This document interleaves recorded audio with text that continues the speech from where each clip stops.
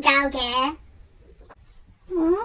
非洲大嘴鳥呢個唔係洗衫袋嚟噶，而係蚊帳嚟噶。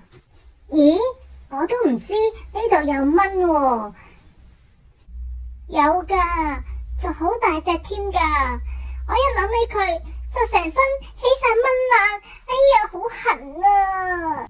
打開蚊帳，打開蚊帳，有隻蚊，有隻蚊，快啲攞把扇嚟，快啲攞把扇嚟，撲走佢，撲走佢。你隻衰老鼠，做乜攞把扇嚟撲我啊？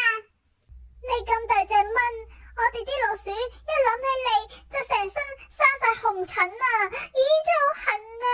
你唔好再跟埋嚟啦，我已經入咗蚊帳度避開你噶啦，聞聞喵！哈！你隻衰老鼠真係靈還不靈噶喎！我都同你講過好多次噶啦，我聞聞喵係唔會咁污糟食老鼠嘅。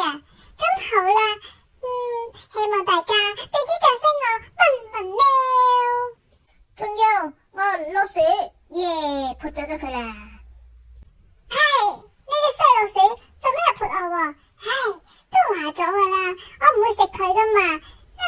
真係啊，佢又唔信我，不算啦。